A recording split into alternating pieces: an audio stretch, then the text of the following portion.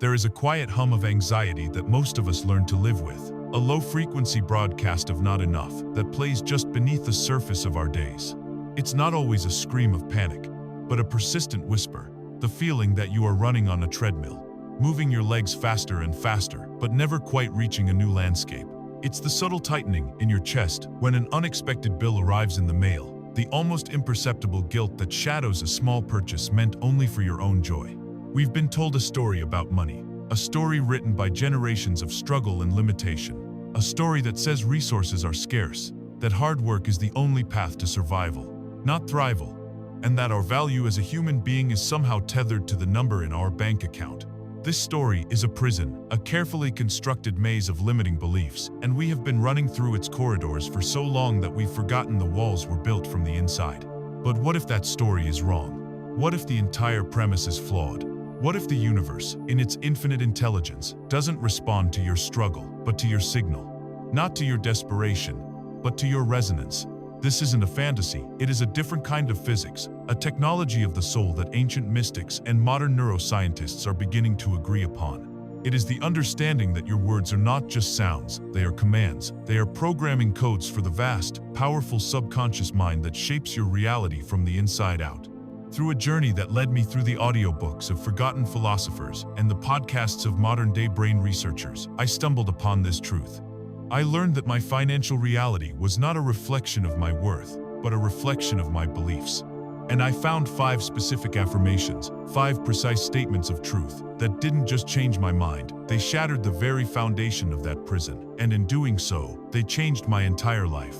And I am going to share with you, right now, the journey of how these words became my world. Before you can receive a new truth, you must first recognize the lie you are living in. For me, and for so many of us, that lie was the prison of a scarcity mindset. Now, this prison doesn't have iron bars or stone walls. Its confines are far more subtle and far more effective. It is a reality built not of matter, but of mind. Scarcity isn't an empty bank account. That is merely a symptom, a physical echo of a much deeper condition. True scarcity is a belief system, a fundamental assumption that the universe is a place of lack. It's the deep, often unconscious conviction that there isn't enough to go around, not enough money, not enough opportunity, not enough love, not enough time. It's the worldview that life is a zero-sum game, where someone else's success must somehow diminish your own, where every gain is precariously balanced against a potential loss. This isn't just a thought, it becomes the very frequency you broadcast, the energetic signature you send out into the quantum field, a constant signal of not enough that the universe, in its impersonal wisdom, simply reflects back to you. You don't just think from a place of scarcity, you become it. This prison isn't one we choose to enter, we are born into it. Its foundations are laid in our childhood, cemented by the well-meaning but fearful words of our guardians. Every time we heard money doesn't grow on trees, a bar was forged. Every time we saw our parents argue about bills with hushed, anxious voices, a stone was laid in the wall. Every time we were told to save for a rainy day, the seed of fear was planted, the expectation that storms are not just possible, but inevitable. These weren't just phrases, they were hypnotic suggestions being downloaded directly into our impressionable, open subconscious minds.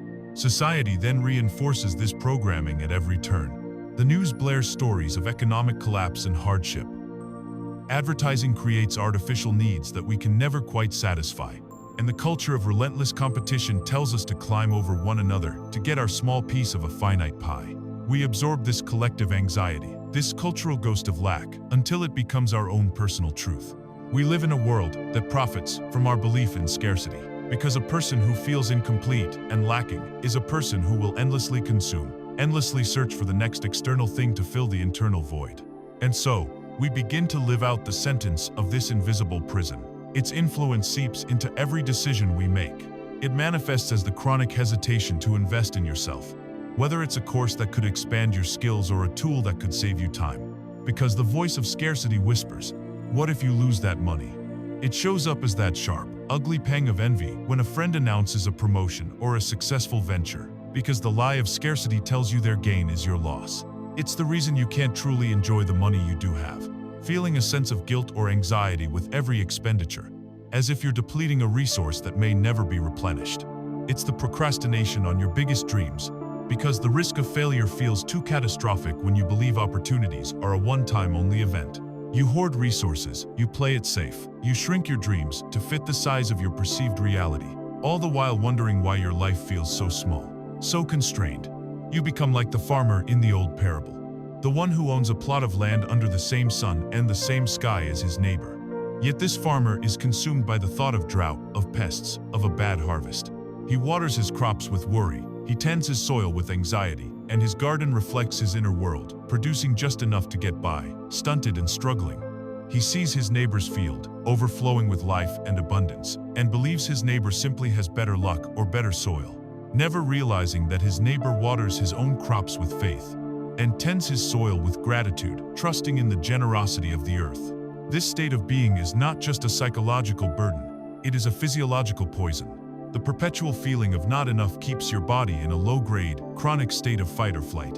Your amygdala, the ancient alarm system in your brain, is constantly triggered, flooding your system with stress hormones like cortisol and adrenaline. This is a state designed for acute, short-term survival, for escaping a predator on the savannah. It was never meant to be our default state of existence.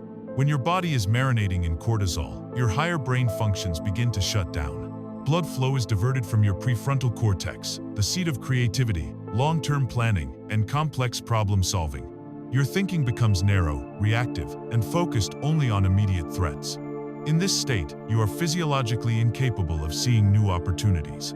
Your intuition is silenced, drowned out by the noise of your own internal alarm bells. You could be walking through a field of diamonds, but your brain, programmed by scarcity, is only scanning for snakes. As the great author and fundraiser Lynn Twist articulated so powerfully in her audiobook, The Soul of Money, we live with what she calls the lie of scarcity. She explains that this is a trance, a myth that we have bought into, and that our experience of sufficiency or lack has very little to do with the actual amount of money we have. It is an internal condition, and until we address the trance itself, no amount of external resources will ever make us feel whole or secure. We remain trapped, not by our circumstances, but by our own biology, which has been hijacked by a faulty belief system. Recognizing this prison, seeing its invisible walls, feeling the cold weight of its chains, is the first, most terrifying, and most necessary step toward freedom. For me, it took more than just a casual recognition. It took a moment of absolute crisis, a moment where the prison walls began to close in so tightly that I was forced, finally, to look for a crack in the stone, a glimmer of light that might lead the way out. That moment was my wake-up call. Life has a peculiar way of nudging us, and sometimes, those nudges feel more like a full-blown shove off a cliff. For me, that precipitous drop was a moment of absolute financial rock bottom, a turning point that, while excruciating at the time, became the genesis of everything I'm sharing with you today. It wasn't a slow decline. It was a swift, brutal awakening that left me gasping for air, but paradoxically, also offered the clearest view I'd ever had. I remember it with stark clarity, like a slow-motion car crash replaying in my mind. The unexpected medical bill, a small fortune for a minor procedure, landed on my doorstep. It wasn't just a bill. It felt like a judgment, a physical manifestation of my deepest fears about money. My stomach knotted, a familiar, sickening sensation, as I stared at the numbers. It was followed quickly by a terse phone call from a debt collector, their voice an emotionless monotone, reminding me of overdue payments I'd been skillfully avoiding. The shame was a hot flush, creeping up my neck, making me wish I could disappear. Then came the final, crushing blow. Standing in a grocery store aisle, holding a simple, necessary item milk, I think it wasn't realizing with a jolt of humiliation that my card was going to be declined. The fear of that beep, that quiet, public announcement of my inadequacy, was paralyzing. I put the milk back, my face burning, and walked out, not with anger, but with a profound, bone-deep weariness. In that moment, the weight of my financial reality pressed down on me, heavy and suffocating. It was a cocktail of emotions, desperation, because I felt trapped with no visible escape, shame for allowing myself to reach this point, and an overwhelming sense of failure. But amidst that desolation, a strange clarity emerged. It was the kind of clarity that only comes when you have nothing left to lose. When you hit absolute zero, the fear of falling further dissipates. All the old strategies, working longer hours, fretting more intensely, juggling bills, shed clearly failed. They were just bandages on a gushing wound. I saw, with unblinking honesty, that my approach to money, driven by anxiety and a constant sense of chasing, was leading me nowhere but deeper into the quicksand. There was no more illusion to hide behind. This wasn't just a bad patch, this was a fundamental breakdown. And in that raw, exposed state, a decision solidified. It wasn't a gentle resolution. It was a fierce, primal commitment to change. I was done playing the victim. I was done with the narrative that money was hard, scarce, or a punishment. I realized that if all my conventional efforts had led me to this precipice, then the answers had to lie elsewhere. I had to look in the places I'd never considered. Beyond the spreadsheets and the budgeting apps. Beyond the traditional advice that seemed to perpetuate the very cycle I was desperate to break. I knew, with every fiber of my being, that I couldn't continue down this path. The pain of staying the same was now far greater than the fear of venturing into the unknown. This low point, this moment of financial rock bottom, became my phoenix rising. Just as the mythical phoenix must turn to ash before it can be reborn in magnificent glory, I felt my old financial self crumble. It was in that crucible of despair that the seeds of a new understanding were planted. This wasn't just about earning more. It was about transforming my entire relationship with money, with myself, and with the universe. It was a call to dare greatly, to acknowledge vulnerability, and to rise with a newfound resilience. As Brené Brown often explores in Daring Greatly, true transformation often begins at the point of our greatest vulnerability, where we are open enough to let go of what isn't serving us and embrace something entirely new. My financial rock bottom wasn't the end, it was the explosive beginning. From the ashes of that desperation, a tiny spark appeared. It wasn't a new business plan or a job offer, but a simple yet profound idea. The power of words, of intention, to shape reality. Emerging from that dark night of the financial soul, broken and open, I was receptive to ideas I would have previously scoffed at. It was in this state of desperate curiosity that I first stumbled upon what many call the universe's secret, the law of attraction, and the concept of affirmations. My initial reaction, I'll admit, was a hearty dose of skepticism. Like many, I'd heard snippets of it before, usually framed in airy-fairy terms that sounded suspiciously like wishful thinking. Just think positive thoughts and money will magically appear, please. My pragmatic, debt-ridden mind immediately dismissed it as spiritual bypassing, a flimsy excuse for not doing the actual hard work. I was a firm believer in grit, grind, and the tangible world of effort. The idea that my thoughts alone could influence my bank balance felt absurd, almost insulting, given the real-world pressures I was facing. But then, something shifted. It wasn't a sudden epiphany, but a gradual unfolding, guided by some unseen force. It began, as so many profound shifts do for me, through the world of audiobooks and podcasts. I devoured content, not necessarily looking for the secret, but for any glimmer of hope, any alternative perspective. It was during this ravenous consumption that I encountered the law of attraction presented in a new light. Not as magic, but as a science of energy and frequency. It was explained not as wishing, but as a deliberate alignment of your inner world with your outer desires. Authors and speakers began to break down the concept into understandable, almost quantifiable terms, discussing how our dominant thoughts and feelings create a specific vibrational frequency that the universe then mirrors back to us. It wasn't about lying to myself. It was about shifting my internal state to match the reality I wanted to create. This subtle reframing was critical. I began to understand that an affirmation wasn't just blindly repeating a phrase. It was a declarative statement of a truth you are in the process of creating. It's a tool, a precise instruction, designed to bypass the conscious, critical mind and speak directly to your subconscious. Our subconscious mind, as I learned, doesn't distinguish between what's real and what's vividly imagined or frequently repeated. It simply accepts commands and then works tirelessly to align your external reality with those internal programs. If you constantly tell yourself you're broke, your subconscious will find ways to ensure that remains your reality. But what if you started telling it a different story? Driven by this nascent understanding, I decided to conduct my own small, cautious experiment. I didn't jump straight to money affirmations. My skepticism was still a formidable guard dog. Instead, I started with something small, something seemingly inconsequential, to test the waters. I chose simple things. I always find parking spaces easily, or my day flows with effortless grace. I'd repeat these phrases with as much feeling as I could muster, often while commuting or doing chores. And to my astonishment, subtle, yet undeniable changes began to occur. Parking spots would materialize right in front of me, even in crowded areas. Annoying tasks would get resolved with unexpected ease. It wasn't groundbreaking, world-altering stuff, but it was enough. It was enough to crack open the door of my skepticism and let in a sliver of light. It proved to me that there was something to this, a subtle yet powerful mechanism at play that I had overlooked my entire life. In this phase of my journey, classic works like The Secret by Rhonda Byrne served as an accessible starting point, introducing the core concepts. But it was the deeper dives, particularly the profound wisdom found in works like Ask and It Is Given by Esther and Jerry Hicks, that truly began to illuminate the nuances. They explained the emotional guidance scale, illustrating how our emotions are feedback from the universe about our vibrational alignment. It wasn't just about positive thoughts, it was about cultivating positive feelings. This deeper understanding transformed mere words into powerful, energetic statements. It taught me that while the initial spark might come from a simple phrase, the true power lies in the feeling and belief behind it.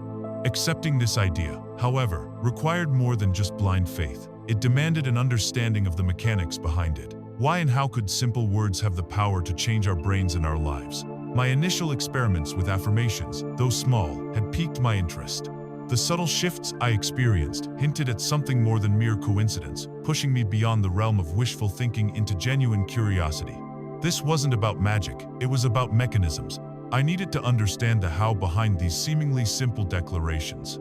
And what I uncovered was a fascinating intersection of ancient wisdom and modern neuroscience, revealing that affirmations are, in fact, powerful tools for rewiring your brain. The foundational concept here is neuroplasticity. For a long time, the scientific community believed the adult brain was a static, fixed organ. We now know this is profoundly untrue. Your brain is an incredibly dynamic and adaptable structure, constantly forming and reforming neural connections throughout your life.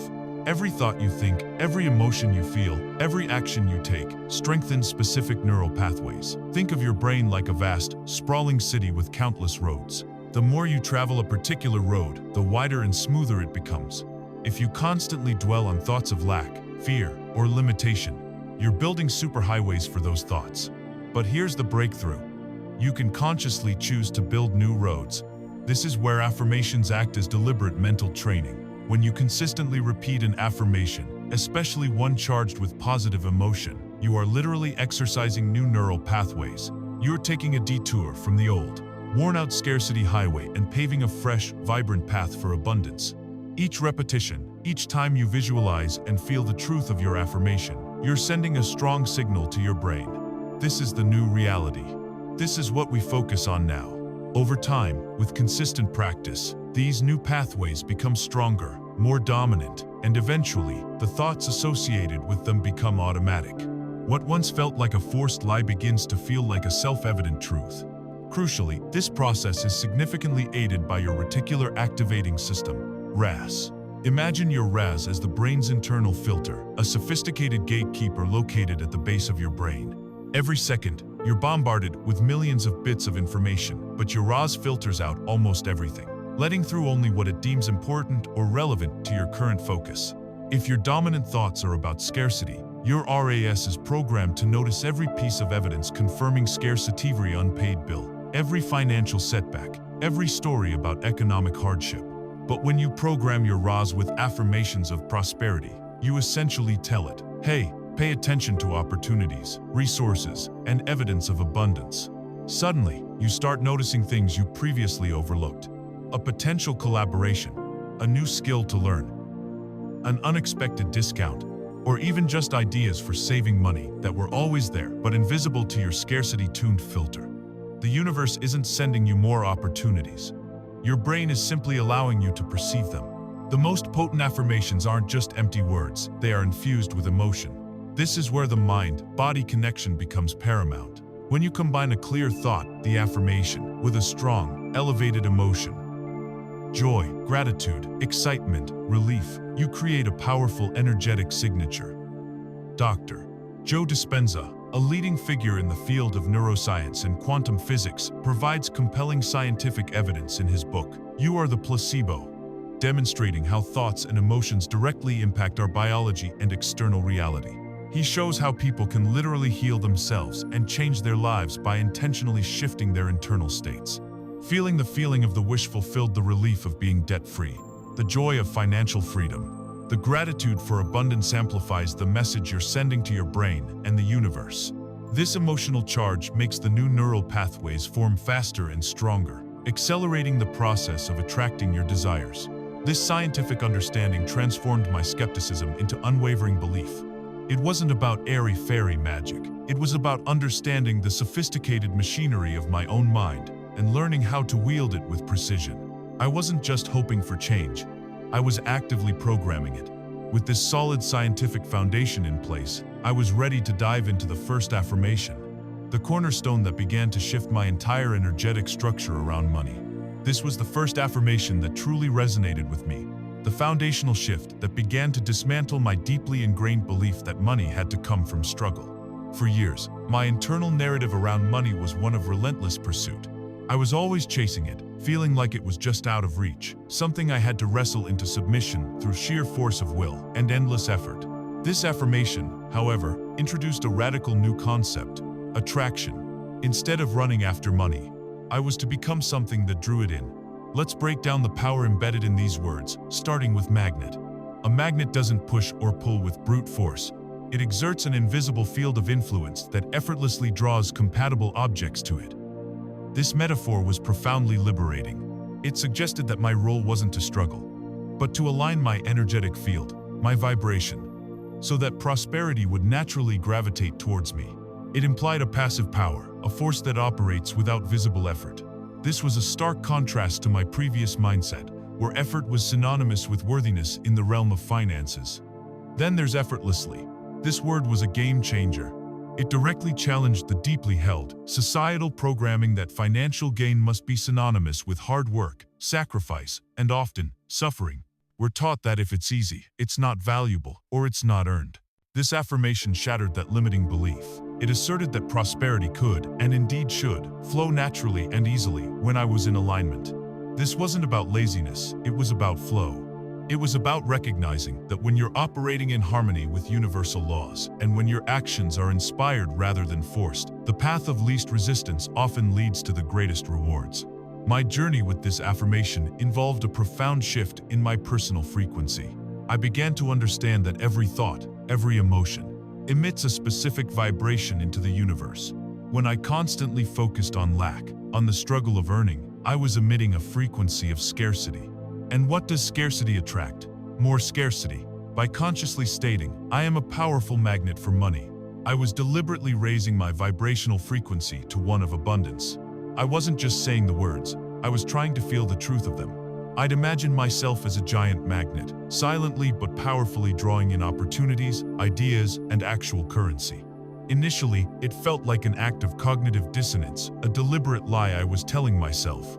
But as I persisted, combining the words with the feeling of abundance and relief, something subtle began to happen.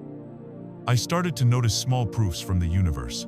A friend unexpectedly paid back a small loan I had forgotten about. A discarded lottery ticket I picked up on the street had a minor win.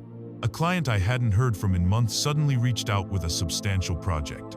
These weren't huge sums, but they were undeniable evidence of a shift. They were little winks from the universe, confirming that the new frequency was being registered. These small, seemingly random occurrences weren't just luck. They were a direct result of my internal shift. My RAS, now programmed to seek out prosperity, began to highlight these instances, making me aware of the effortless flow that was always there, but previously invisible to me. This concept echoes the timeless principles laid out in Wallace D. Wattles' classic, The Science of Getting Rich.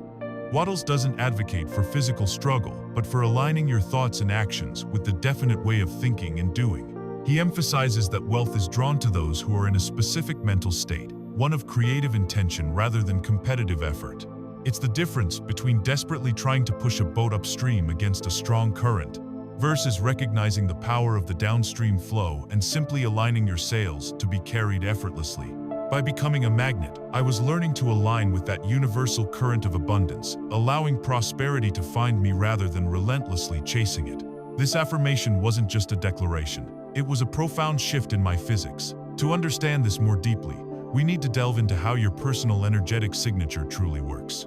This was the first affirmation that truly resonated with me, the foundational shift that began to dismantle my deeply ingrained belief that money had to come from struggle. For years, my internal narrative around money was one of relentless pursuit. I was always chasing it, feeling like it was just out of reach, something I had to wrestle into submission through sheer force of will and endless effort. This affirmation, however, introduced a radical new concept: attraction. Instead of running after money, I was to become something that drew it in. Let's break down the power embedded in these words, starting with magnet. A magnet doesn't push or pull with brute force. It exerts an invisible field of influence that effortlessly draws compatible objects to it. This metaphor was profoundly liberating. It suggested that my role wasn't to struggle, but to align my energetic field, my vibration, so that prosperity would naturally gravitate towards me. It implied a passive power, a force that operates without visible effort. This was a stark contrast to my previous mindset, where effort was synonymous with worthiness in the realm of finances. Then there's effortlessly. This word was a game changer. It directly challenged the deeply held, societal programming that financial gain must be synonymous with hard work, sacrifice, and often, suffering. We're taught that if it's easy, it's not valuable, or it's not earned. This affirmation shattered that limiting belief. It asserted that prosperity could, and indeed should, flow naturally and easily when I was in alignment. This wasn't about laziness, it was about flow. It was about recognizing that when you're operating in harmony with universal laws, and when your actions are inspired rather than forced, the path of least resistance often leads to the greatest rewards. My journey with this affirmation involved a profound shift in my personal frequency. I began to understand that every thought, every emotion, emits a specific vibration into the universe.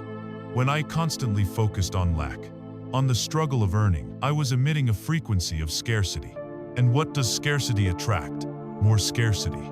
By consciously stating, I am a powerful magnet for money, I was deliberately raising my vibrational frequency to one of abundance. I wasn't just saying the words, I was trying to feel the truth of them. I'd imagine myself as a giant magnet, silently but powerfully drawing in opportunities, ideas, and actual currency. Initially, it felt like an act of cognitive dissonance, a deliberate lie I was telling myself. But as I persisted, combining the words with the feeling of abundance and relief, something subtle began to happen. I started to notice small proofs from the universe. A friend unexpectedly paid back a small loan I had forgotten about.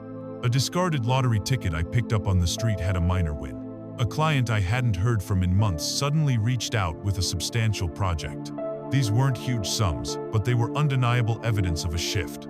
They were little winks from the universe, confirming that the new frequency was being registered.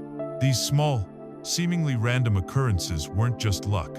They were a direct result of my internal shift. My RAs, now programmed to seek out prosperity, began to highlight these instances, making me aware of the effortless flow that was always there, but previously invisible to me. This concept echoes the timeless principles laid out in Wallace D.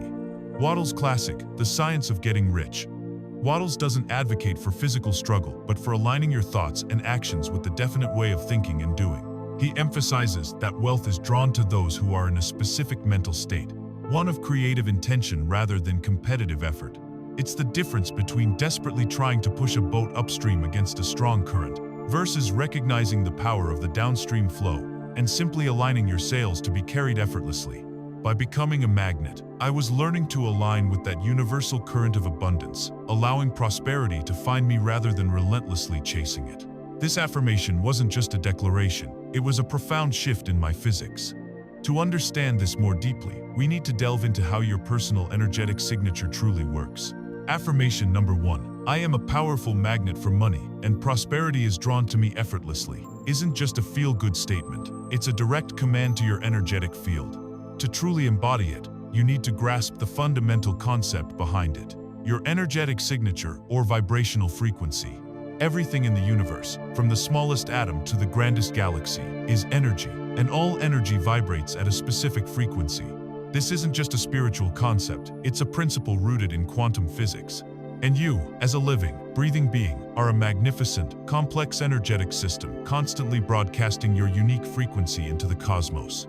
Think about it this way. Your emotions are not just fleeting feelings, they are powerful energetic indicators. Emotions like fear, worry, anger, and scarcity vibrate at lower, denser frequencies. They create a repellent field around you when it comes to attracting what you desire. When you're consumed by anxiety about bills, you're essentially emitting a signal that says, more financial struggle, please. Conversely, emotions like joy, Gratitude, love, excitement, and abundance vibrate at higher, expansive frequencies.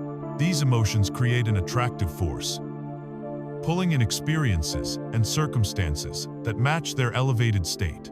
When you feel genuinely grateful for what you have, even if it's small, you're telling the universe, "I love this. Send more."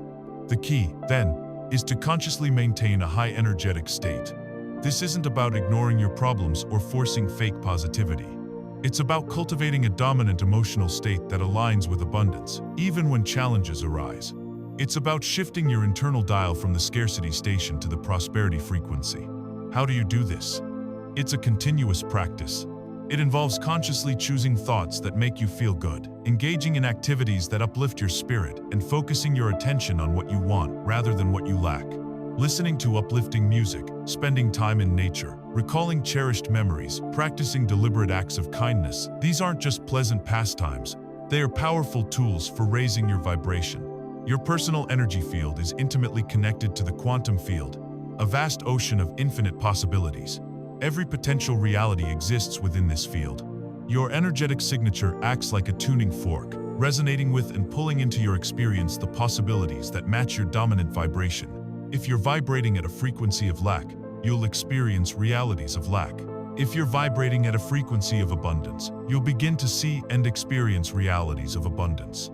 It's like a radio. You can't hear the classical music station if your radio is tuned to rock. You have to change the frequency to match the broadcast. Neville Goddard, a profound mystical teacher, often spoke about the importance of living in the state of the wish fulfilled. This isn't just about visualization, it's about feeling the emotions you would feel if your desire had already manifested. If you want financial abundance, how would you feel? Relieved, joyful, peaceful, secure? By consistently cultivating these feelings now, you are aligning your energetic signature with the future reality you desire. You are literally becoming a vibrational match for it. To give you a practical example, if you feel a surge of panic every time you look at your bank account, take a moment. Close your eyes. Acknowledge the feeling. Then, consciously try to shift it. Perhaps remember a time when you did feel financially secure. Or think of someone you helped with money. Or simply focus on the feeling of gratitude for the roof over your head. Even a slight shift in your emotional state changes your frequency. This isn't about denying your current reality, but about refusing to let it dictate your energetic output. It's about understanding that your feelings are your point of attraction. Once your frequency begins to shift, you don't just attract more money. You open yourself up to entirely new channels through which prosperity can flow. This understanding leads us directly to the profound power of our second affirmation. If the first affirmation, "I am a powerful magnet for money, and prosperity is drawn to me effortlessly," laid the groundwork by shifting my core relationship with abundance, then this second affirmation was about expanding my consciousness to the myriad ways prosperity could actually manifest. Before this, my mental map of how money arrived was severely limited. It largely consisted of my paycheck, maybe a bonus, or the occasional small freelance gig. My mind was like a narrow, well-worn path, incapable of seeing the vast, untamed landscape of possibilities that lay beyond. This affirmation was a conscious act of demolishing those limiting mental barriers. The core of this affirmation lies in breaking free from the rigid limitations we often impose on how money must appear. Most of us are conditioned to believe that income has to come from a traditional job, from trading hours for dollars, or from a specific, predefined business model. We get fixated on the how, unconsciously telling the universe, "This is the only way I can receive money." But the universe, in its infinite creativity, operates with a far grander imagination than our limited human minds can conceive. By stating, "Money flows to me from expected and unexpected sources," I was essentially giving the universe permission to surprise me. I was opening every single channel, seen and unseen, known and unknown, for abundance to make its way to me. This isn't about magical thinking. It's about cultivating radical openness and positive expectation. It's about letting go of the need to control the exact mechanism of delivery and instead trusting in the generosity and ingenuity of the universe. When you operate from a place of expecting only your salary, your reticular activating system is only tuned to that one frequency. But when you affirm expected and unexpected sources, you broaden that filter. You literally train your brain to become aware of opportunities, ideas, and even synchronicities that were always there. but you were previously blind to them because they didn't fit into your preconceived notions of how money should arrive. I began to experience this firsthand. It wasn't always grand windfalls. Often, it was the small, seemingly serendipitous occurrences that accumulated. I found a $20 bill tucked into an old coat pocket I hadn't worn in years. I received an unexpected refund for a service I'd forgotten I'd paid for. A casual conversation with a stranger led to a referral for a project that was perfectly aligned with my skills, arriving seemingly out of nowhere. I got a significant discount on a large purchase I was planning, effectively saving me money I hadn't budgeted for. These weren't miracles in the conventional sense, but they were undeniable proof that when I opened my energetic channels, the universe delivered in ways I couldn't have predicted or controlled. This affirmation also subtly encourages nurturing a sense of delightful anticipation. Instead of dreading bills, I started to approach them with a quiet confidence, knowing that the means to pay them, and more, were flowing to me from various directions. It instilled a playful curiosity.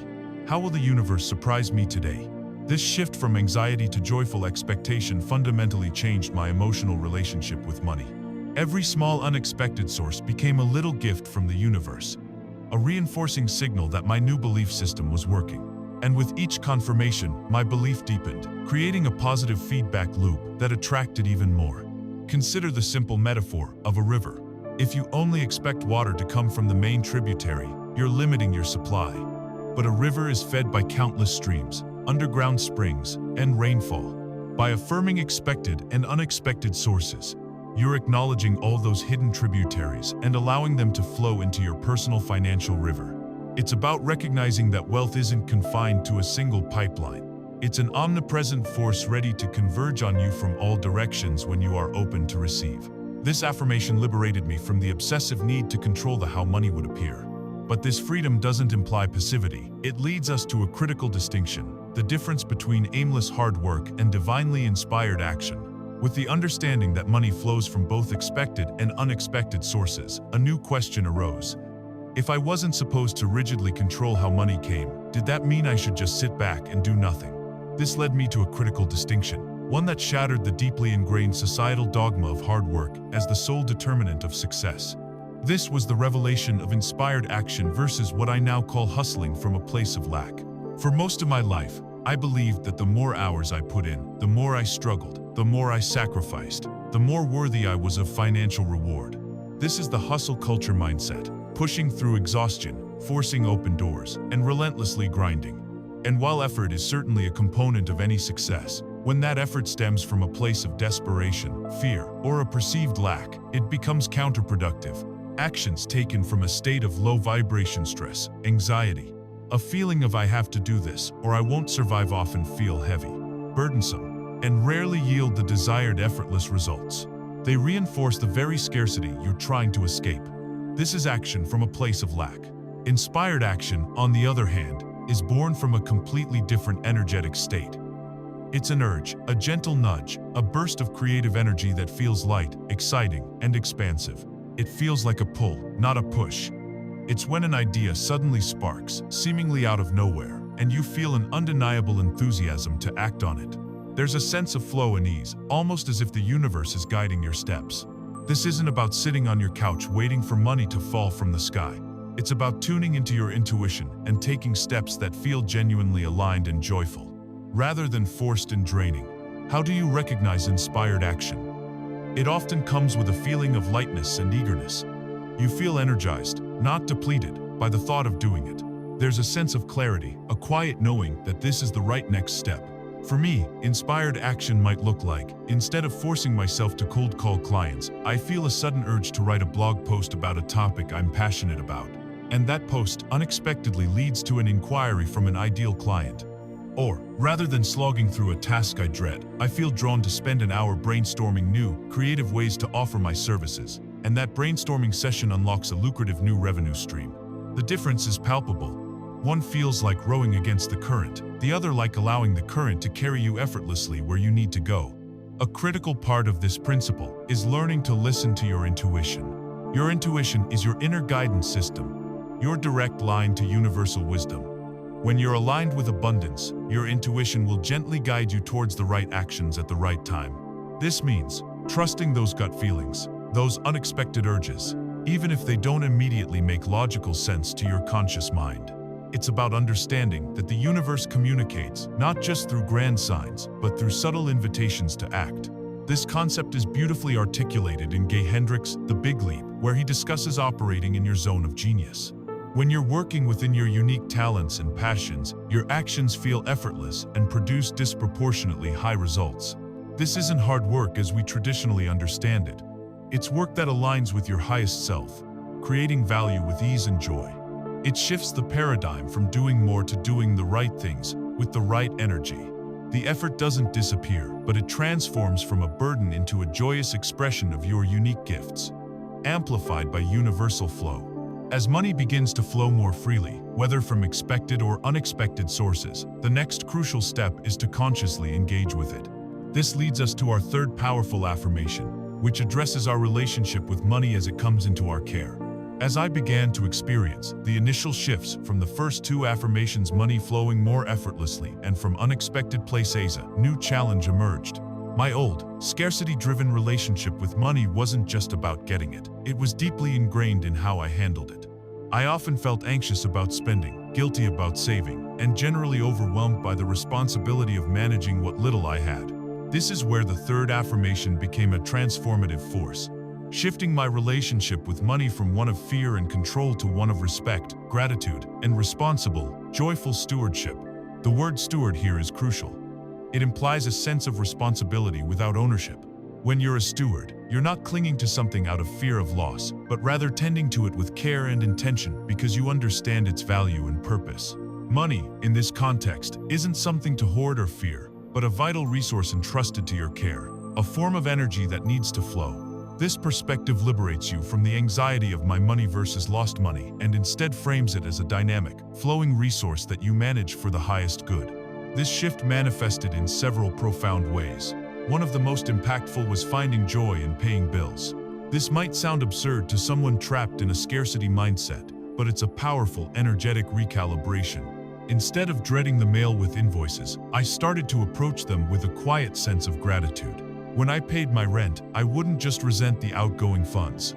I'd feel grateful for the shelter, for the security, for the warm bed. When I paid for groceries, I'd be thankful for the nourishment and the abundance of food available.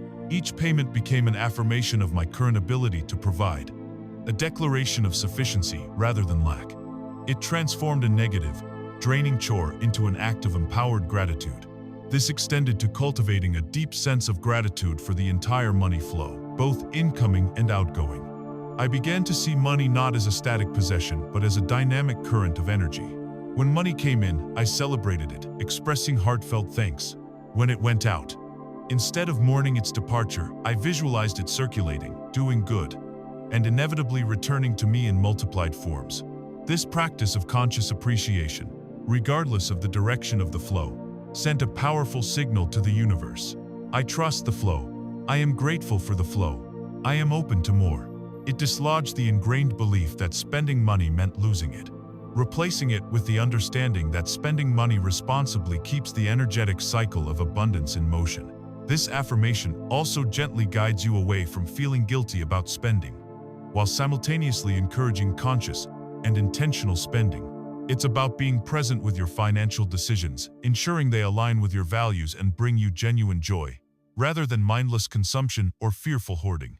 Every dollar spent becomes a deliberate choice, an act of conscious co-creation rather than an anxious reaction. The wisdom of this approach can be seen in innovative financial strategies like those detailed in Mike Michalowicz's Profit First. While primarily a business finance book, its underlying principle allocating money into purposeful buckets, profit, owner's pay, expenses resonates deeply with the spiritual idea of mindful stewardship.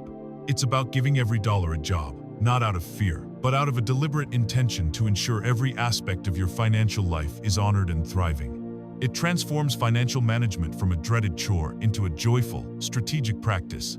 It's like a gardener tending to each plant with love and specific care, knowing that attention to individual needs fosters overall health and abundance for the entire garden, rather than just treating it as a mass of greenery.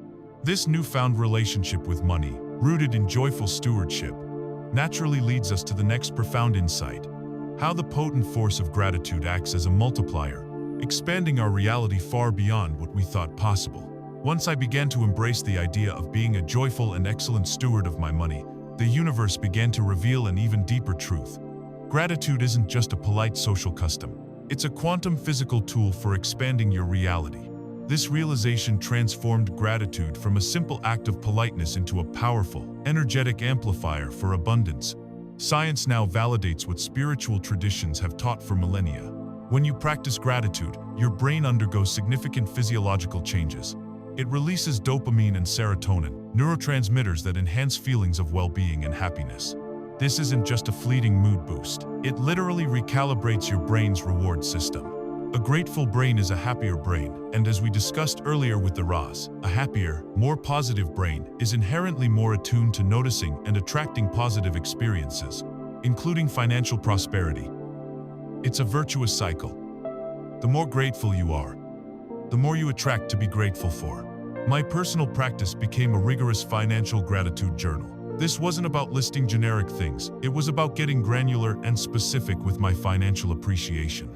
I started by being grateful for every dollar that came in, no matter how small. I'd pause when I received a payment, no matter the amount, and genuinely say thank you. I'd write down specific instances. Thank you for the $5 found in my old jeans. Thank you for the unexpected discount on my coffee. Thank you for the steady stream of income from my work. But it extended beyond just incoming funds. I began to write thank you on my bills before paying them. Thank you for this electricity, for keeping my home warm and bright. Thank you for this rent payment, for providing me with a safe and comfortable sanctuary. This practice transformed the act of expense from a dreaded outflow into an empowered act of appreciation for services and resources received. This practice of consciously appreciating what you already have, no matter how meager it seems, sends an incredibly potent signal to the universe. It's like telling the cosmos, I cherish what you've given me. I am a good receiver. I am ready for more. If you constantly complain about not having enough, the universe simply reflects that frequency back to you. It's like standing in an echo chamber. What you send out comes back amplified. When you focus on what you lack, you get more lack. But when you genuinely appreciate the existing flow, however small, you're essentially saying, yes, more of this feeling, please. This sends an energetic blueprint for expanded abundance. Consider the metaphor of a desert landscape. If you only focus on the vast, barren stretches, you'll feel deprived. But what if you shift your attention to the single, hardy flower bravely blooming in that desert? You focus on its resilience, its beauty, its miraculous presence. As you appreciate that one flower, you begin to notice another, then a patch of green, then perhaps a hidden spring. The desert doesn't change, but your perception of it does, and in doing so, your experience of it transforms. You begin to perceive the abundance that was always there, waiting for your appreciative gaze. This is the multiplier effect of gratitude. What you appreciate appreciates in value and presence in your life. This principle is about understanding that gratitude isn't just an emotion, it's an active state of receiving. When you are grateful, you are open. When you are open, you allow more to flow in. It's a powerful invitation to the universe to shower you with more reasons to be grateful. Cultivating this deep sense of gratitude is essential.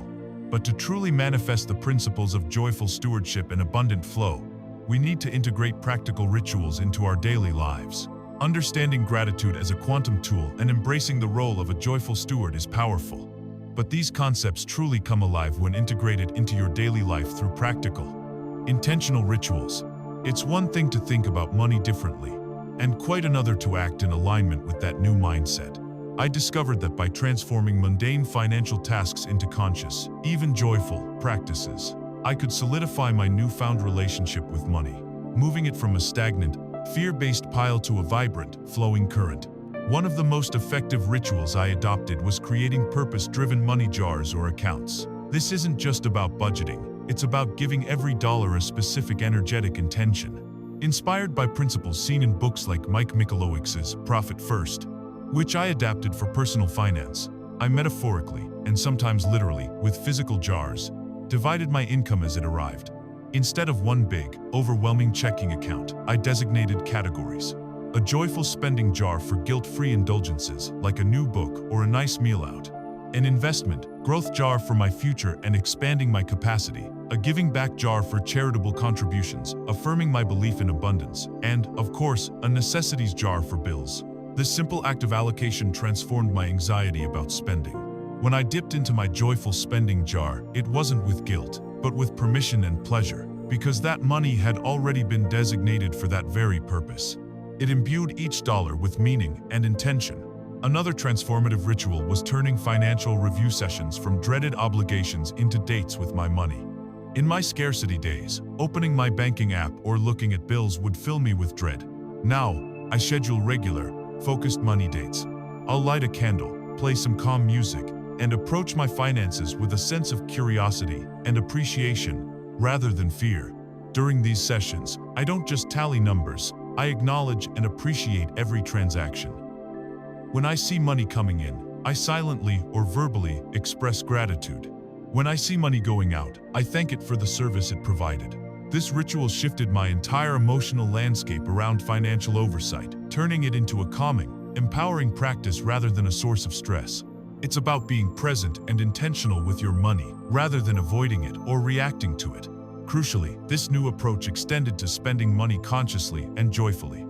Every time I made a purchase, big or small, I would pause and acknowledge the exchange. Instead of lamenting the cost, I would appreciate the value I was receiving.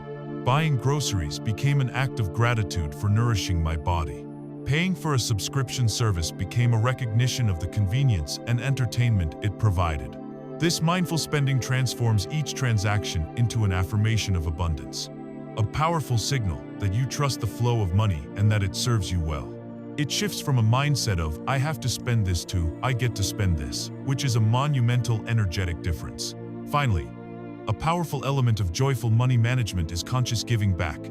This might seem counterintuitive when you're working on attracting more, but it's a profound act of affirming abundance. When you give, you are sending a clear message to the universe, I have more than enough. I am so abundant that I can share. It completes the energetic circuit of flow. It's not about the amount, but the intention behind it. Even a small donation made with a genuine feeling of generosity can activate a powerful energetic return. It's like the natural world. A river only stays vibrant and healthy when its waters are constantly moving, nourishing the land around it and flowing back into the larger cycle, rather than being dammed up and stagnating. By giving, you affirm your place within the boundless current of universal prosperity. With these practical rituals for managing money joyfully, our relationship with financial flow becomes robust and self-sustaining. Now, we are ready to explore the vast, untapped potential within ourselves, leading us to the fourth affirmation about our unique value. This affirmation struck at the heart of another deeply ingrained, limiting belief: the idea that my income was directly proportional to the amount of time and sheer physical effort I expended. For years, I subscribed to the mantra "time is money," believing that the only way to earn more was to clock in more hours, work harder, or take on more physically demanding tasks. This affirmation, however, liberated me from that exhausting equation, asserting a profound truth: my value, and therefore my earning capacity, is not bound by time or effort, but by the unique contribution I offer to the world. My capacity to earn is truly infinite because the value I bring is unique. The traditional paradigm dictates that you get paid for your time. A doctor charges per visit, a lawyer per hour, an employee per salary unit based on a 40-hour week. This model inherently limits your income to the finite number of hours in a day. But this affirmation challenges that entirely. It forces you to ask, am I truly being compensated for my time, or for the value I create? A plumber charges for fixing a leak, not just for the hour they spend. They charge for the value of preventing water damage and restoring comfort. A software engineer isn't just paid for typing code, they're paid for the value of the solution their code provides. This led me to a critical internal exploration, identifying my zone of genius. This isn't just about what you're good at. It's about what you do effortlessly, joyfully, and with results that seem to transcend typical effort. It's the intersection of your natural talents, passions, and the problems you love to solve for others. For me, it involved recognizing that my unique ability wasn't just to complete tasks, but to synthesize complex information, communicate it clearly, and inspire others through storytelling. This realization was a seismic shift. Once I understood that my true value lay in these unique qualities, rather than just my ability to follow instructions or manage spreadsheets, I began to see opportunities to offer that value in ways that weren't tied to an hourly rate. Understanding this affirmation means acknowledging that you are paid for the value you create, not merely the hours you work. This is a crucial distinction. Think about it. A renowned artist might take only a few hours to paint a masterpiece that sells for millions. When questioned about the price given the short time spent, the artist might famously reply, "It took me a lifetime to learn to paint that in a few hours." This parable perfectly encapsulates the essence of this affirmation. The artist isn't selling hours, they're selling the culmination of unique talent, experience, and vision that allows them to create immense value in a condensed time frame. Your unique genius, cultivated over your lifetime, is your most valuable asset, and it has the potential for infinite returns. This affirmation empowers you to break free from the golden handcuffs of a job that only values your time. It encourages you to think expansively about how your unique skills, insights, and passions can be packaged and offered to the world in ways that aren't linearly tied to your physical presence or a clock.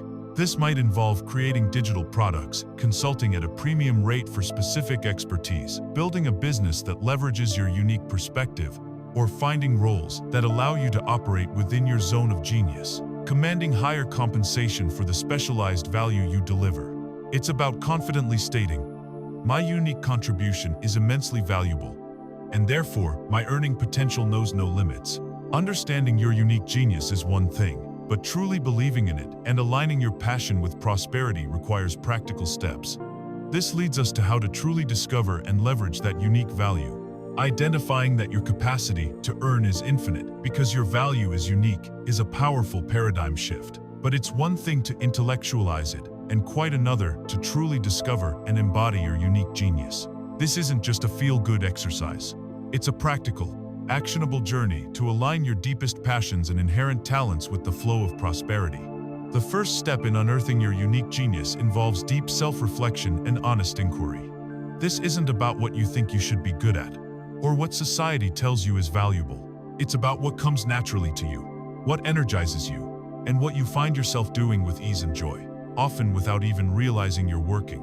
Ask yourself, what problems do I instinctively love to solve? What topics can I talk about endlessly without getting bored? What skills do others consistently compliment me on, even if I dismiss them as nothing special? What activities make me lose track of time? These are often the breadcrumbs leading you to your zone of genius. It might be a knack for simplifying complex information, an intuitive understanding of people, a talent for connecting disparate ideas, or an ability to create beauty from chaos. Once you start to identify these unique strengths, the next crucial hurdle is often overcoming imposter syndrome. This insidious feeling, the belief that you're not truly qualified or that your unique abilities aren't valuable enough to command significant compensation, can be crippling. It's the voice that whispers, "Everyone can do that," or "Who am I to charge for this?" To counteract this, it's vital to gather external validation. Seek feedback from trusted friends, mentors, or colleagues about your perceived strengths. Keep a win journal where you record instances where your unique talents made a significant difference for someone else. This tangible evidence helps to silence the inner critic and build unshakable confidence in your distinct worth. Remember, your unique perspective and combination of skills are truly unique because no one else has lived your exact life or has your precise blend of experiences and innate abilities. Once you have a clearer picture of your unique genius, the practical journey begins. The initial steps don't have to be grand. They can be small, experimental actions to test the waters of monetizing your passion. This might involve offering your unique skill on a freelance basis to a few clients, starting a blog or podcast to share your unique insights, creating a small digital product that solves a specific problem using your genius, or simply seeking out opportunities within your current role to take on projects that align with your newfound understanding of your unique value. The goal is to start validating that your unique contribution is indeed valued by the market. Learning from those who have successfully aligned their passion with prosperity is also invaluable. Seek out mentors or study the journeys of individuals who have built successful careers or businesses around their unique gifts. Their stories and strategies, often found in audiobooks or podcasts, can provide inspiration and practical blueprints. Sir Ken Robinson's The Element, for example, profoundly explores this concept, emphasizing the importance of finding the intersection of natural talent and personal passion, and how true fulfillment and prosperity emerge from that alignment. He illustrates how people who truly thrive are those who discover their element, the thing they are supremely good at and love to do. It's the story of the individual who, despite being a successful corporate executive, felt a deep unfulfilled yearning. Through introspection, they realized their true genius lay not in managing spreadsheets, but in connecting people and fostering community. They took a terrifying leap, starting a small, niche online community related to their passion, initially earning very little. But because they were operating in their element, driven by genuine passion, the community grew organically, attracting opportunities for speaking, consulting, and creating specialized products that they never could have imagined in their corporate role. Their income not only surpassed their old salary, but their life became infused with a joy and purpose previously unimaginable, all because they dared to trust in the unique value they offered. With a clear understanding of your unique genius and how it aligns with prosperity, we can now elevate our relationship with money even further. This realization about personal value perfectly sets the stage for our fifth and final affirmation, which heals our deepest beliefs about wealth by giving it a higher purpose. After understanding money as an effortless flow, a resource for joyful stewardship, and a reflection of my unique value, I encountered the final, and perhaps most liberating, affirmation. Money is a beautiful tool for freedom, impact, and creating positive change. This statement addressed the deeply ingrained, often subconscious, negative associations many of us hold about wealth. Society often bombards us with messages that money is the root of all evil, that rich people are inherently bad, or that spiritual enlightenment requires poverty. These beliefs create a profound internal conflict. We desire financial well-being, yet our subconscious simultaneously repels it, seeing it as something corrupt or unholy. This affirmation was about healing that fractured relationship with wealth by assigning it a higher, noble purpose. This affirmation directly challenges the notion that money is evil. Money itself is neutral. It's an amplifier. Like a hammer, it can be used to build a beautiful home or to cause destruction. The ethical nature of money is determined solely by the intention and character of the person wielding it. By viewing money as a beautiful tool, I began to consciously detach from the moral judgments placed upon it. It became a powerful, ethically neutral force that, in the hands of a conscious individual, could be directed towards incredible good. This reframing allowed me to pursue financial abundance without the hidden guilt or subconscious self-sabotage that often accompanies such limiting beliefs. The affirmation then expands on money's purpose for freedom, impact, and creating positive change. This broadened my definition of wealth far beyond a number in a bank account. Freedom might mean time freedom, the ability to choose how I spend my days rather than being dictated by a paycheck. It might mean geographical freedom, the ability to travel and experience the world. It means emotional freedom, alleviating the constant worry and stress associated with scarcity. Money, as a tool for freedom, allows you to liberate yourself from constraints that prevent you from living your fullest, most authentic life. Beyond personal freedom, the most profound aspect of this affirmation is its emphasis on impact and creating positive change. This provides a bigger why for pursuing prosperity. When your motivation for wealth goes beyond mere self-enrichment and connects to a desire to contribute, to alleviate suffering, to support causes you believe in, or to empower others, your energetic field expands exponentially. The universe isn't just responding to your personal desires, it's responding to the potential for collective good that your abundance represents. Having a clear vision of the positive change you want to create with your wealth, whether it's funding a charity, investing in sustainable solutions, or simply being able to support your loved ones generously, becomes a powerful magnet in itself. It turns money from a personal goal into a vehicle for service, infusing your pursuit of prosperity with meaning and purpose. Think of stories about philanthropists who leverage their immense wealth to solve global challenges. Whether it's eradicating diseases, fighting climate change, or funding education, they exemplify how money, when wielded with conscious intent and a benevolent heart, transforms into an extraordinary force for good. Money, in this light, isn't something to hoard in fear. It's a dynamic resource, like a flowing river, that can bring life and nourishment to vast landscapes. The more water flows through it, the more life it sustains. It ceases to be an end in itself and becomes a powerful means to an end, a force multiplier for your values and vision. With this elevated understanding of money as a tool for profound good, our vision of a truly rich life extends far beyond mere financial figures. It's time to define that expansive vision for ourselves. With money now understood as a beautiful tool for freedom and positive change, the focus shifts from merely accumulating digits in a bank account to crafting a vibrant, detailed vision of the life you genuinely desire. This isn't just a daydream, it's a powerful act of co-creation, transforming abstract desires into a tangible blueprint that the universe can then help you manifest. Your detailed vision becomes the magnetic North Star guiding your financial decisions and inspired actions. The first crucial step is to embrace the power of writing out your vision. This practice elevates vague aspirations to concrete intentions. Don't just think about it. Commit it to paper. Write in the present tense, as if this ideal life is already happening.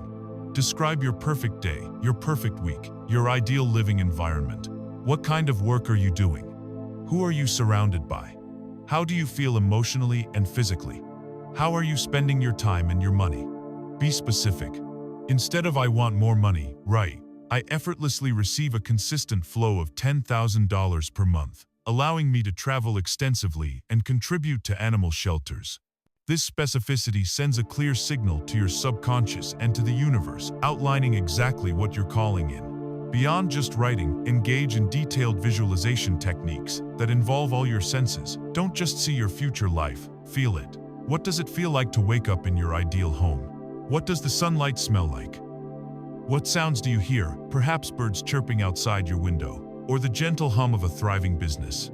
Taste the freedom of a perfectly cooked meal you now have the time to enjoy. Sense the texture of the clothes you wear, the softness of your ideal bedding, the firmness of the ground beneath your feet as you walk with purpose. The more emotionally charged and sensory-rich your visualization, the more deeply it imprints on your subconscious, accelerating its manifestation. This isn't passive dreaming, it's active mental rehearsal for your desired reality. This comprehensive vision then becomes your guiding compass for all your financial decisions. When faced with a choice about spending, investing, or taking on a new opportunity, you can ask yourself, does this align with the truly rich life I'm creating? Does this move me closer to that vision or further away? This allows you to make conscious choices from a place of purpose rather than fear or impulse. Your vision acts as a filter, helping you discern what truly serves your highest good and what is merely a distraction. It grounds your affirmations in a tangible future, making them more than just words, but steps towards a predefined destination. Many successful individuals, from spiritual teachers to business magnates, advocate for these techniques. Napoleon Hill, in his timeless classic Think and Grow Rich, extensively discusses the power of definite purpose and the importance of having a clear mental picture of your desired outcome. He illustrates how the mind, when given a clear and emotionally charged objective, will work tirelessly to bring it into existence. It's like an architect who doesn't just imagine a building, but draws detailed blueprints, creating a tangible plan before the first brick is laid. That blueprint becomes the guiding force for every action that follows. For instance, if your vision includes significant travel, you might prioritize saving for experiences over material possessions. If your vision is about creating a legacy, you might focus on investments that grow impactfully. If your vision is about abundant free time, you might seek income streams that are less time-intensive. Your future self, living that truly rich life, has already made these choices. By defining the vision, you begin to make them now. Once you've meticulously crafted this vibrant vision, the next crucial step in the manifestation process involves perhaps the most challenging, yet ultimately liberating, practice. The art of letting go and trusting the universe. You've defined your desired reality. You've charged your affirmations with emotion, and you're taking inspired action. Now comes perhaps the most counterintuitive, yet profoundly essential step, the art of detachment. This isn't about giving up on your desires. It's about releasing the desperate need to control the how and surrendering to the infinite wisdom and perfect timing of the universe. For many, this is the hardest part. Our analytical minds crave control. We want to map out every single step, predict every outcome, and manipulate every variable. When we set an intention for financial abundance, our immediate thought jumps to, okay, how exactly will this money come? Will it be a new job, an investment, a lottery win? This desperate need to know the how creates an energy of scarcity and desperation. It signals to the universe that you don't actually trust that your desire will manifest unless you personally micromanage every detail. This clinging, fearful energy pushes your desires away rather than drawing them closer. It's like trying to force a flower to bloom by pulling on its petals. You only damage it. Detachment means distinguishing between a powerful intention and a suffocating attachment. You are fully committed to your desired outcome, but you are completely unattached to the specific path or timeline it takes to arrive. You state your desire clearly. You feel the feeling of it being fulfilled, and then you release it. You hand over the how to the universe, trusting that it has a far more intricate and efficient plan than your limited human mind could ever concoct. This act of surrendering, far from being passive, is an immense act of faith and power. When you release the how, you open yourself up to the unforeseen synchronicities and signs that the universe constantly offers.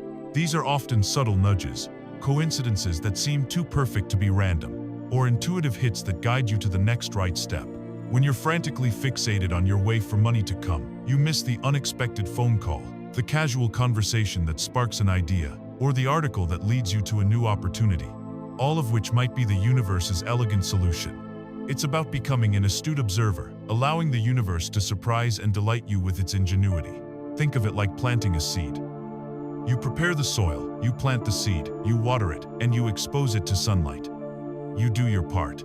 But once the seed is in the ground, you don't dig it up every day to check if it's growing. You don't try to force it to sprout faster. You trust the inherent wisdom of the seed and the natural processes of the earth. You know that if you've done your part, nature will do hers in her own perfect timing. Similarly, with your financial intentions, you set them, you nurture them with affirmations and positive emotions, and then you trust the universal laws to bring them to fruition. You release the grip of control, allowing the invisible forces to work on your behalf. This principle is deeply woven into many spiritual teachings. It's about knowing that when you've done your internal work, the external manifestation is inevitable. Your job is to align, to intend, and to stay in a state of positive expectation, not to orchestrate every single detail. By letting go of the how, you step into a state of deep trust and allow the universe to deliver your desires in ways that often far exceed your imagination. Even with this profound trust, the journey won't always be a straight line upwards. There will be plateaus and perceived setbacks. Knowing how to navigate these moments is crucial for maintaining your momentum and belief. Even with the deepest trust in the universe and the most dedicated practice of affirmations and inspired action, the path to sustained financial abundance is rarely a straight, upward trajectory. There will be plateaus, those periods where progress seems to stall, and setbacks, moments when it feels like you're sliding backward. These are the crucial juncting points, the moments that test the true depth of your belief. How you navigate them determines whether your journey continues or grinds to a halt. One of the most profound understandings I gained during these challenging phases was the concept of the universe's test. It often feels as if, right when you've declared your new financial reality and committed to it, life throws a curveball designed specifically to challenge that new belief. An unexpected expense might pop up, a potential opportunity might fall through, or you might find yourself facing old anxieties that you thought you'd overcome. These aren't random acts of misfortune. They are, in essence, invitations from the universe to see if your internal programming has truly changed. Are you still reacting from fear and scarcity when confronted with a challenge, or can you maintain your high vibration and trust in the flow of abundance? Can you look at that unexpected bill and, instead of spiraling into panic, affirm, "Money flows to me from expected and unexpected sources, and I am a joyful steward of my money." These tests aren't meant to punish you. They are opportunities to demonstrate your new, empowered self, solidifying your beliefs and proving your readiness for the next level of abundance. The absolute most critical quality during these times is persistence. It's easy to be enthusiastic when things are flowing easily. The true measure of your commitment comes when it feels like nothing is working. When the desired manifestation seems stubbornly out of reach. This is precisely when many people give up, inadvertently cutting off the very energy flow they've worked so hard to cultivate. They revert to old thought patterns, convinced that the spiritual stuff doesn't work, reinforcing their old scarcity beliefs. This is the moment to double down on your practices, say your affirmations with more conviction, engage in even more intentional gratitude, and seek out small, inspired actions, no matter how insignificant they seem. Remember the parable of the Chinese bamboo tree. After planting, you water and fertilize it for 4 years, seeing no visible growth above ground. In the 5th year, it shoots up 90 feet in 6 weeks. Was it the 6 weeks, or the 4 years of unseen growth and patient nourishment? Your persistence during the invisible growth phase is paramount. When doubt creeps in, and it inevitably will, the key is to know how to recalibrate your energy. Don't beat yourself up for having negative thoughts. Simply acknowledge them and then consciously choose to shift. Go back to basics. Re-engage with your core affirmations. Speak them aloud. Feel them in your body. Practice intense gratitude. Find even the smallest things to be thankful for in your current financial situation, even if it's just the breath in your lungs. This immediately shifts your frequency. Revisualize your ideal life. Connect with the feeling of what you desire, letting the positive emotions flood your system. Seek out uplifting content. Listen to a favorite abundance-focused audiobook, watch an inspiring video, or read something that reignites your faith. View setbacks not as failures, but as feedback. They are simply signals from the universe indicating where your energy or belief might still be misaligned.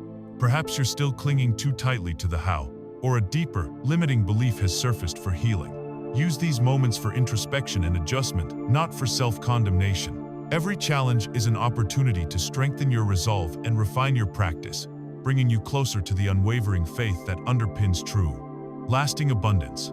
Successfully navigating these plateaus and setbacks also highlights the immense importance of your surrounding environment. Just as a plant needs fertile soil, we need to cultivate an echo chamber of abundance to support our vibrational shift. As I navigated the inevitable plateaus and setbacks on my journey, it became strikingly clear that my internal work, the affirmations, the gratitude, the inspired action, could only go so far if my external environment was constantly broadcasting conflicting signals. Just as a delicate seedling needs the right soil, light, and nutrients to flourish, our nascent abundance mindset requires a carefully curated environment, an echo chamber of abundance, to truly take root and thrive. This isn't about escaping reality. It's about intentionally surrounding yourself with people, information, and spaces that consistently reflect and reinforce the prosperous reality you are actively creating. The profound truth here is often summarized by the law of averages. You are the average of the 5 people you spend the most time with. This isn't a judgment, but a powerful observation about energetic osmosis. If your closest circle is constantly complaining about money, focusing on lack, or expressing cynicism about financial success, their low vibrational energy will inevitably affect yours. Their scarcity mindset becomes your background noise, making it incredibly difficult to maintain your own high frequency. This requires brave choices. It might mean lovingly creating boundaries with certain individuals, or actively seeking out new connections. This isn't about abandoning anyone, but about prioritizing your own energetic well-being. Actively seek out mentors, friends, or communities that are already living the kind of life you aspire to. People who are optimistic, action-oriented, and focused on growth and abundance. Their belief in what's possible will act as a powerful mirror, reflecting your own potential back to you. Beyond people, the information you consume is equally crucial. Your mind is like a garden. What you feed it will grow. If you're constantly consuming news filled with economic doom and gloom, or scrolling through social media feeds that spark envy and comparison, you're unwittingly watering the weeds of scarcity. It's time for a digital detox and a conscious curation of your media diet. Clean up your social media feeds by unfollowing accounts that trigger negative emotions and instead follow thought leaders, spiritual teachers, financial experts, and content creators who inspire, educate, and uplift you. Embrace the power of audiobooks and podcasts focused on personal development, spiritual growth, financial literacy, and entrepreneurial success. These become your constant companions, whispering messages of possibility and abundance directly into your subconscious throughout your day. Tim Ferriss's Tribe of Mentors powerfully illustrates the collective wisdom that can be gleaned from learning directly from successful individuals, showing how surrounding yourself with their insights can profoundly accelerate your own journey. Finally, your physical space plays an often underestimated role. Does your home or workspace feel cluttered, chaotic, or depressing? Or does it evoke feelings of calm, organization, and potential?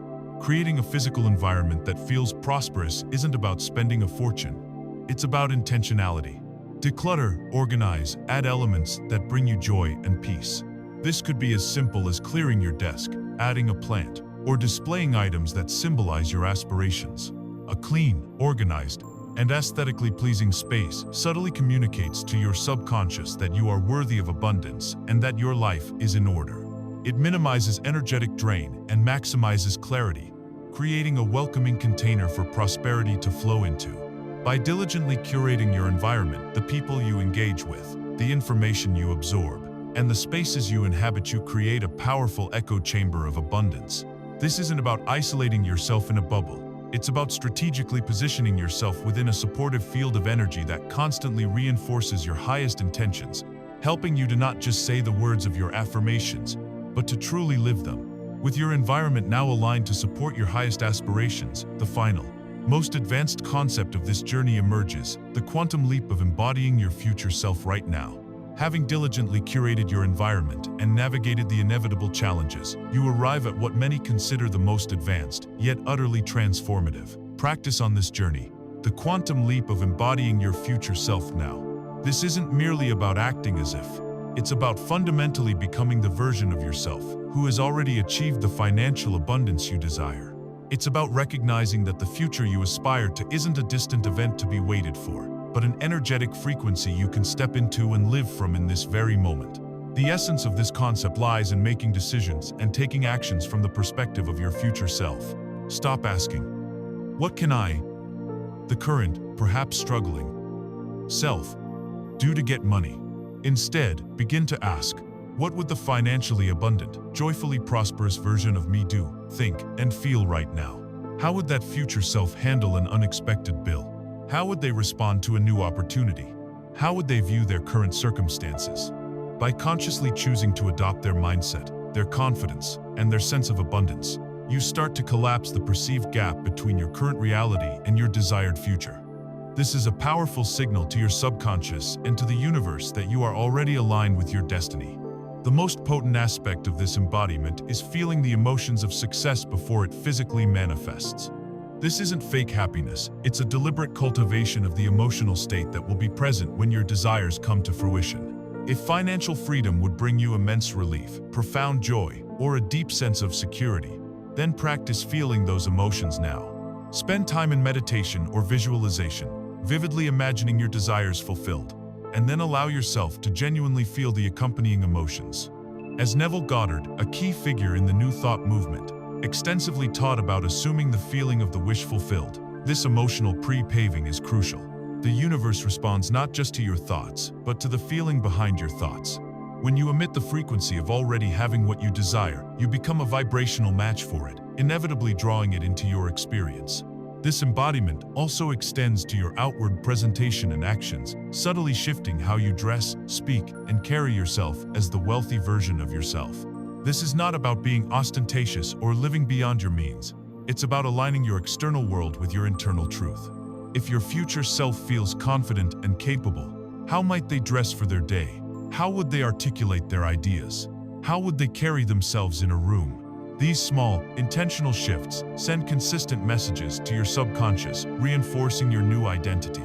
It's like a renowned athlete who, even before a big competition, feels like a champion and therefore practices and carries themselves with the inherent confidence of a winner. By consistently living as if your desires are already here, you begin to rewrite your internal script and redefine your identity. You move from being someone who wants to be abundant to someone who is abundant. This isn't a linear progression. It's a quantum leap where you fundamentally shift your state of being. You stop waiting for external circumstances to make you feel abundant and instead generate that feeling from within, knowing that external circumstances are simply a reflection of your internal state.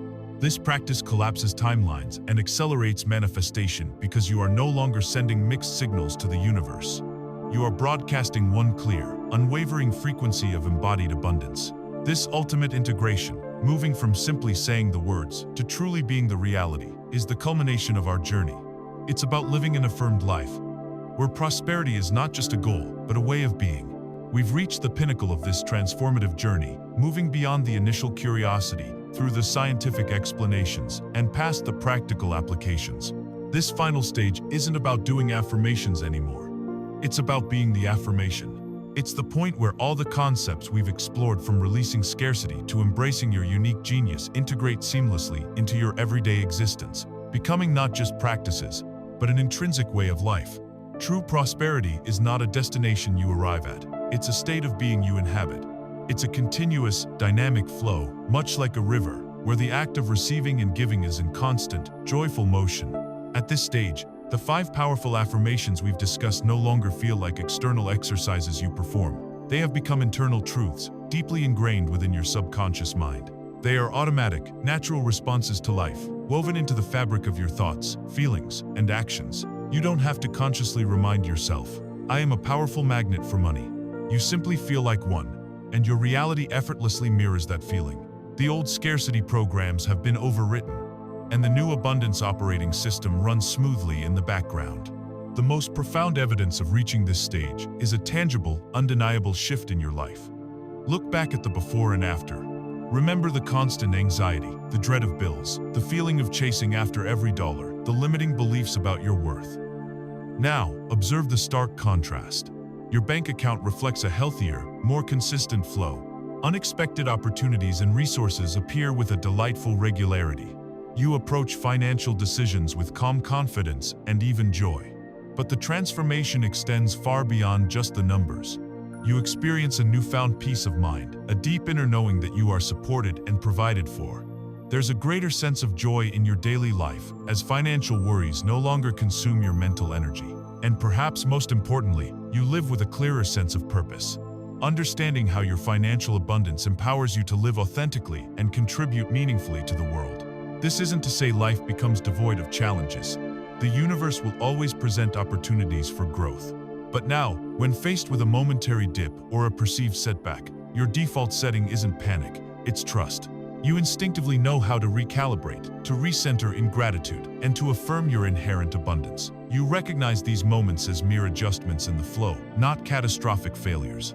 You become the artist who no longer merely practices painting, but is a painter, effortlessly expressing their vision through every stroke. You are no longer just doing affirmations. You are the embodiment of abundance. This transformation is a testament to the incredible power of your own consciousness. It proves that by diligently and consistently redirecting your focus, retraining your mind, and aligning your energy, you can truly become the conscious creator of your reality. The affirmed life is one where prosperity isn't a struggle, but a joyful, natural expression of who you've become. We've journeyed together from the shadowy confines of a scarcity mindset, through the jarring, yet ultimately liberating, jolt of hitting financial rock bottom. We then ventured into the subtle but profound power of rewiring our brains through neuroscience and the ancient wisdom of energetic principles. We uncovered how simple words, consciously chosen and emotionally charged, can become precise tools for reshaping our financial reality. We explored the 5 powerful affirmations that transformed my own life. Affirming ourselves as powerful magnets for effortless prosperity, opening to both expected and unexpected sources, embracing joyful and excellent stewardship, recognizing our infinite earning capacity through unique value, and viewing money as a beautiful tool for freedom and positive impact. These aren't just isolated phrases. They are the 5 pillars of a new internal temple, a philosophy of living rooted in worthiness, flow, gratitude, unique value, and purposeful contribution. The core message I want to leave you with isn't merely, "Go forth and repeat these words." The deepest truth is this: your financial reality is a mirror reflecting your deepest beliefs about yourself and the world. Money, in its purest form, is simply energy. It's a neutral tool. It amplifies whatever dominant vibration you hold. If you believe it's scarce, it will be. If you believe it's hard, it will be. But if you begin to truly believe you are worthy of abundance, that it flows freely, that you are a joyful steward, that your unique value is limitless, and that wealth serves a higher purpose, then your reality will inevitably align with those elevated truths. Money is not the ultimate goal. True freedom, unbridled joy, profound peace of mind, and the ability to make a meaningful difference are the real treasures. Money, then, becomes a natural byproduct, a beautiful, effortless consequence of a healed, elevated, and aligned internal state. You are not a victim of your circumstances. You are not at the mercy of economic tides or past mistakes. You are a powerful creator, holding the keys to your own financial destiny. The magic isn't out there, waiting to be found in some external opportunity or guru. It resides within you in your words, your thoughts, and most potently, your feelings. I encourage you to begin your own journey, perhaps by choosing just one of these affirmations that resonates most deeply with you. Speak it, feel it, embody it. Watch for the subtle shifts, the gentle nudges, the unexpected gifts the universe begins to present. The universe isn't just listening, it's eagerly waiting to co-create with you. Take that first step and reclaim the abundant life that is inherently yours.